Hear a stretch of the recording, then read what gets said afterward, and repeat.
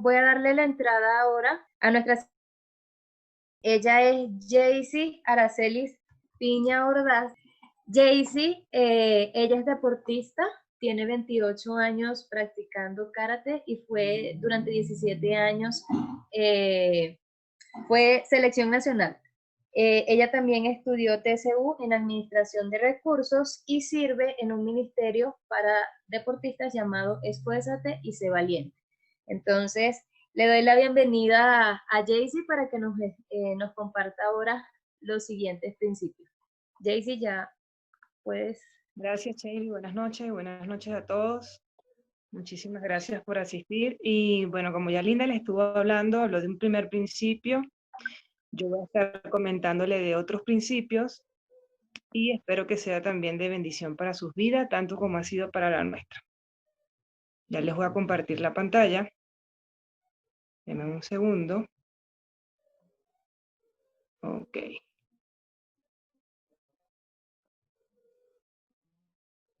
Listo. Entonces van a ser los principios para la libertad económica, lo que estamos viendo hoy, ¿sí? Dentro de otras cosas. Entonces el principio número 2 es el cristianismo, que produce la libertad necesaria para el progreso económico. El cristianismo es el que produce libertad. En la palabra del Señor, en Juan capítulo 8, verso 36, leemos que dice así: así que si el Hijo os libertare, seréis verdaderamente libre. Entonces, una nación que tiene a Cristo es una nación que realmente va a ser libre. También vemos cómo Él en su palabra nos enseña y nos enseñó a orar y que digamos, Señor, vamos a darnos hoy nuestro pan de cada día. Realmente esta oración de Señor, danos hoy nuestro pan de cada día se ha hecho algo literal, ¿no? Hay personas que la dicen muy literal, sabemos la realidad que está viviendo el mundo entero con respecto a los alimentos, a las necesidades que se están viviendo a nivel mundial con respecto a la comida. Y sabemos también que el Señor derrama de sus bendiciones para nosotros, ¿no? Como decía Linda hace rato, pues hemos visto la provisión, hemos visto la mano del Señor en nuestra nación, y yo sé que en el mundo entero, porque el Señor, Él no es mentiroso, y su palabra también dice que si le da de comer a las aves del campo que no trabajan ni ciegan, cuanto más su creación. Pero lo interesante de todo esto y de este punto número 2 es ver cómo realmente el cristianismo produce esa libertad. Entonces, el factor más importante para que una nación pueda ser libre o no, ¿qué creen ustedes que es? ¿Creen que es el recurso? ¿Creen que es el dinero? La verdadera razón de que una nación sea próspera o no se basa en cuánta cantidad de libertad posee la nación y poseemos nosotros como personas. La libertad es más importante que el recurso natural, que el clima, entre otras cosas, ¿no?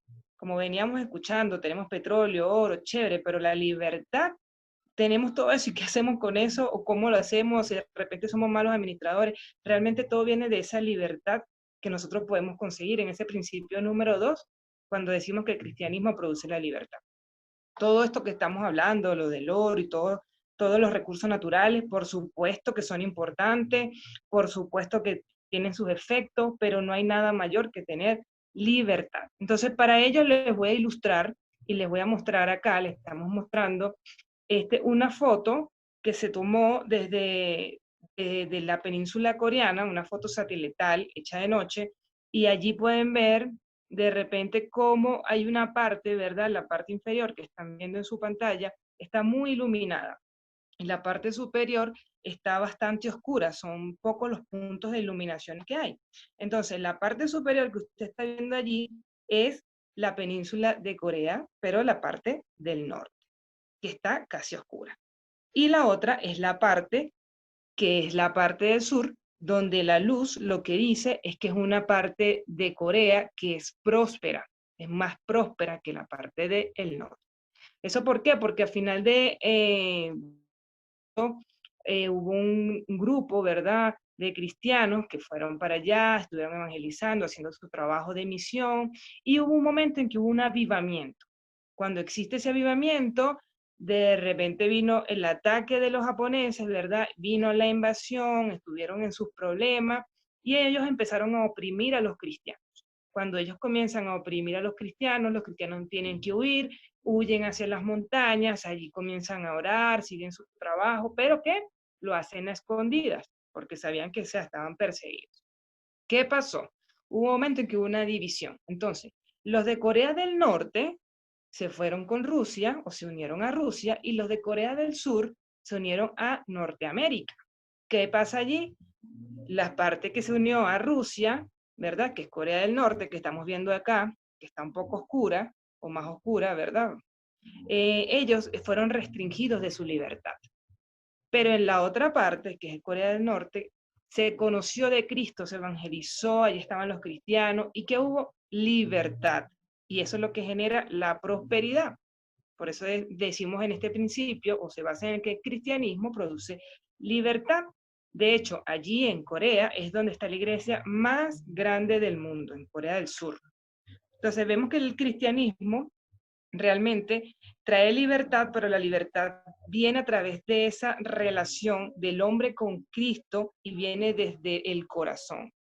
Es necesario que a través de que exista esa libertad solo se genera en el corazón, sino que realmente se genera en diferentes esferas.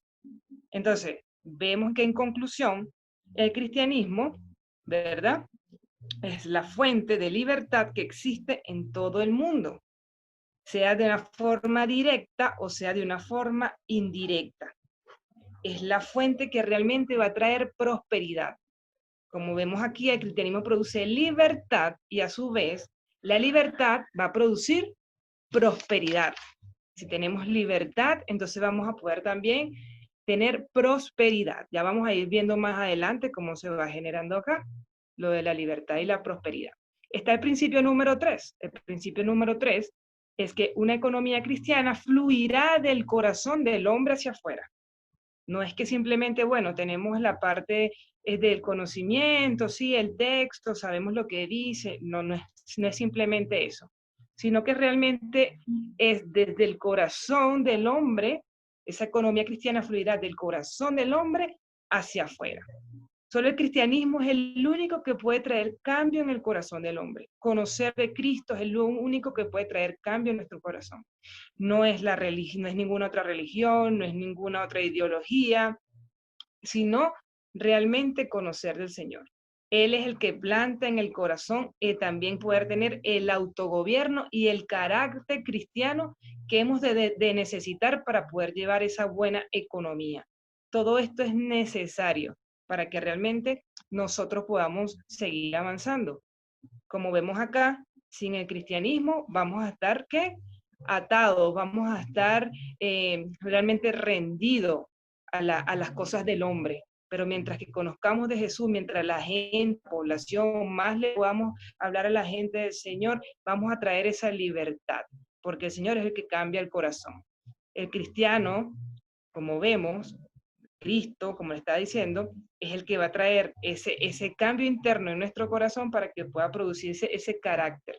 Muchas veces queremos hacer algo bueno, como decía Pablo, pero terminamos haciendo las cosas malas y es porque realmente en ese carácter cristiano necesitamos todavía ser forjados y realmente primero autogobernarnos nosotros, poner límites nosotros, saber hasta dónde Dios nos permite, qué es lo que Dios nos manda hacer, cómo quiere que lo hagamos. Cuando tengamos ese autogobierno que es necesario, pues nosotros también vamos a prosperar desde lo más interno, como hablaba Linda, ¿verdad? Y lo vamos a exteriorizar. Y esa economía es la que va a hacer prosperar también a nuestra nación. Vemos que personas que de repente están siendo contratadas en algunos lugares, pero no tienen el conocimiento de Cristo, no tienen los principios, muchas veces terminan robando a la persona que les dio la oportunidad de trabajar. ¿Y esto qué hace? Esto genera un declive, esto genera una pérdida, esto genera gastos, y obviamente no solo para el que le está contratando, sino también para la nación. Entonces, nosotros debemos ser cristianos, que como decía también Linda, porque tocó estos puntos y quiero recalcarlo, cristianos que debemos ser buenos trabajadores, debemos ser diligentes, debemos ser honrados, debemos ser productivos.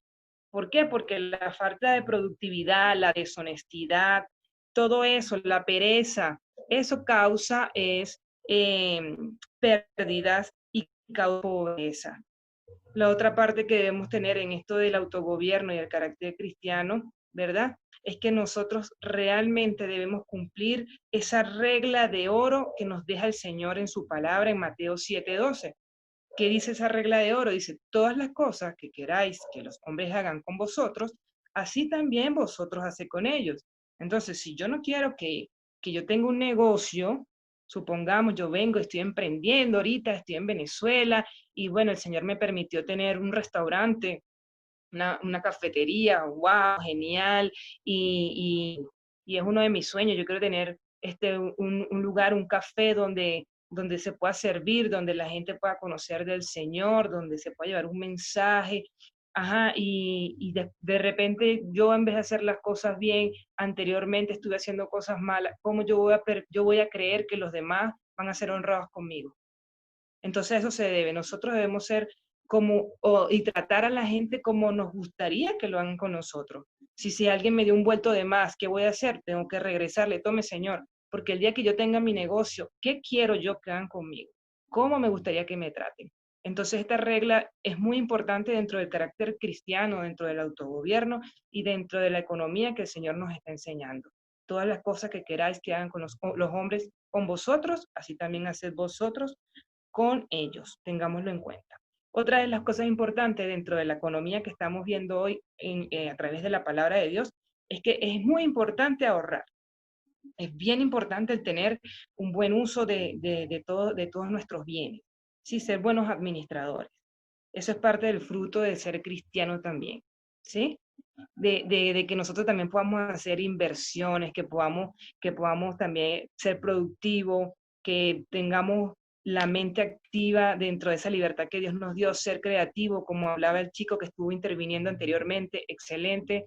Es así, debemos ser creativos y llevar esa creatividad para innovar, para producir y sobre todo para tener esa mayordomía que el Señor nos manda dentro de todos los dones, los talentos, los dones, todo lo que Él nos permite, al que les dio casa, al que le dio carro, al que le dio familia, es parte de todo esto, ¿sí?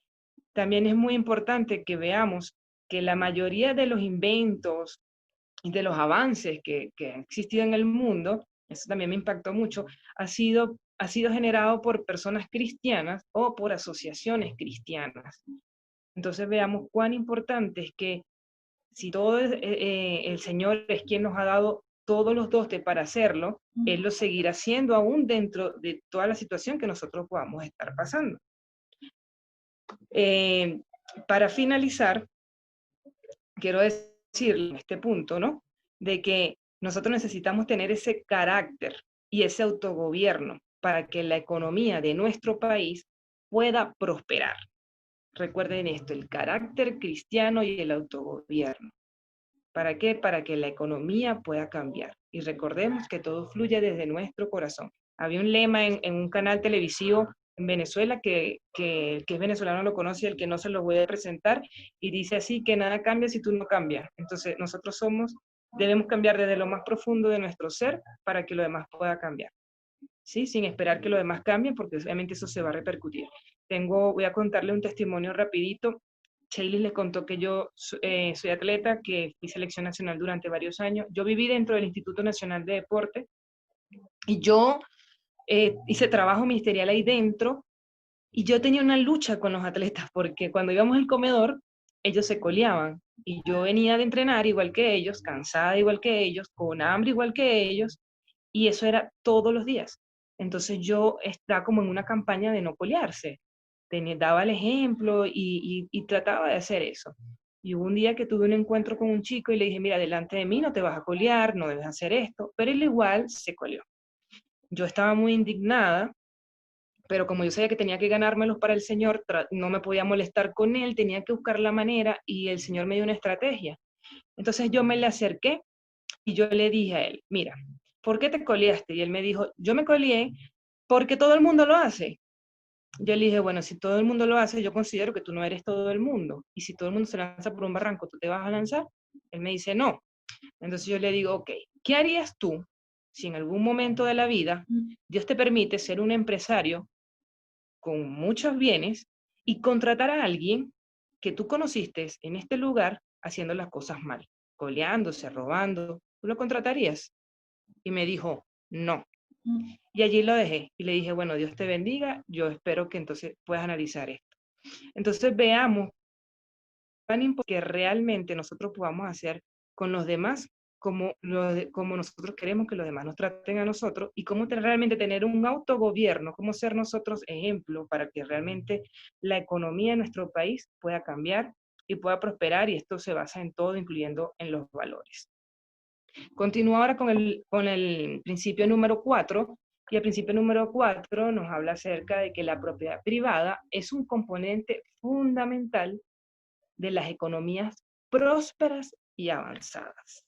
Vuelvo a repetirle, la propiedad privada es un componente fundamental de las economías prósperas y avanzadas. ¿Cuántas personas quieren tener su propiedad privada? ¿Cuántas personas desean obtener algo que es de ellos, que se ganaron, que se sudaron, que trabajaron por eso? Creo que todos nosotros tenemos eso en nuestro ser, ¿no? Porque el Señor nos creó así. La Biblia nos enseña que los individuos y que la familia tienen derecho a poseer propiedades. Es un derecho fundamental y es dado por Dios. Entonces, es uno de los derechos que nosotros debemos asegurar para así poder cumplir con esa misión que Dios nos ha encomendado en la tierra. O sea, que no es un capricho lo de la propiedad privada, sino que está establecido también en la palabra de Dios. Entonces, para ello hay algunos argumentos, ¿verdad?, que podemos dar de las bases bíblicas acerca de la propiedad privada. Y por lo menos uno de ellos vemos en el Salmo 24:1, que dice que Dios creó todas las cosas, que es dueño de absolutamente todo, ¿verdad? Que todo a Él le pertenece. Dice, de Jehová es la tierra y su plenitud y todo lo que en Él habita. O sea que todo eso le pertenece al Señor. También lo vemos en Salmo 115:16, que en la palabra de Dios también nos dice que los cielos son los cielos de Jehová y ha dado la tierra a los hijos del hombre. Entonces Él entregó a los hombres la tierra, ¿para qué? Para que podamos ser mayordomos de cada una de las cosas que Él colocó dentro. No para gobernar, para él dijo que nos señoreáramos, pero no para que nos señoreáramos los unos de los otros, sino que realmente es para que nosotros podamos cumplir con lo que el Señor nos ha mandado, ser mayordomos, ser esas personas que vamos a cuidar y administrar bien lo que Él nos ha entregado. También vemos estos argumentos bíblicos cuando vemos los mandamientos. En el mandamiento número 8, que es el octavo mandamiento, Él nos dice que no vamos a robar. Esto implica la propiedad privada, ¿verdad? Esto implica que no vas a tomar lo que no es tuyo, lo que no te pertenece.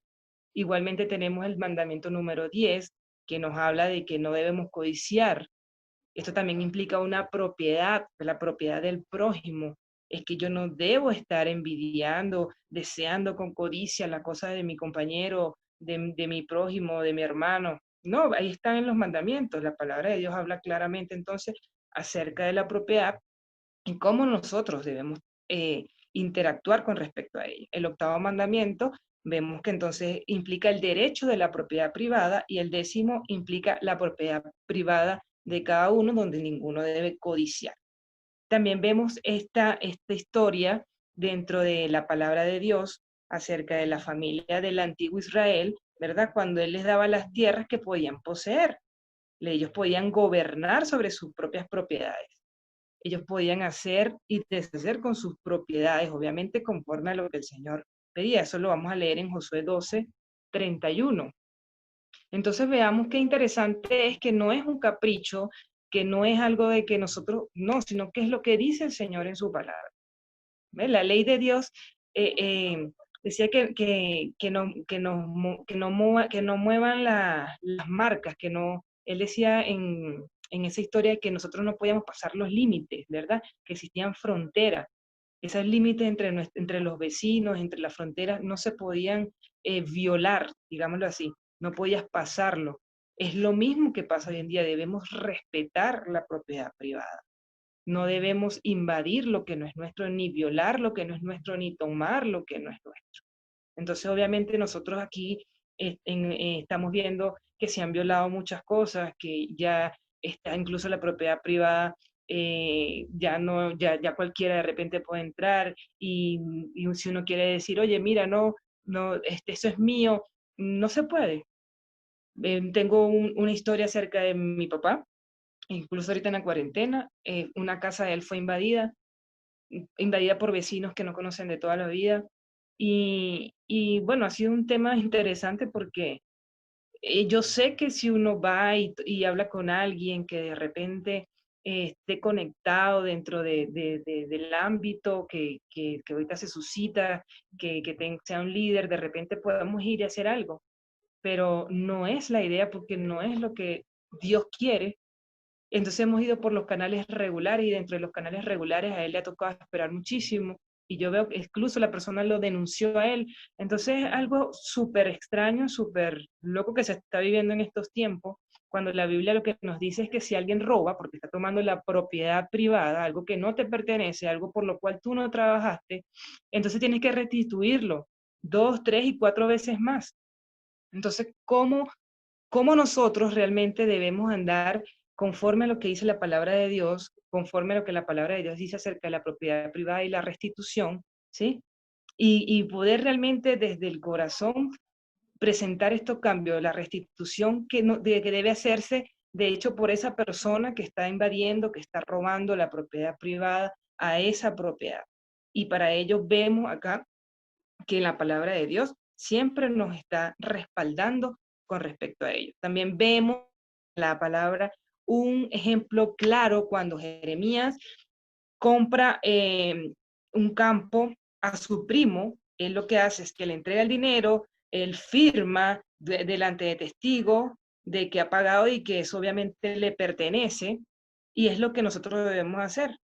¿Sí? Si nosotros tenemos una propiedad privada que sea de libre mercado, si eso se hacía anteriormente, aún se debería seguir haciendo, poder tener un libre mercado y que yo tengo mis papeles, oye, esto es mío, nadie podría venir a invadirlo. Lo quiero dejar solo, yo puedo hacer con él lo que quiera.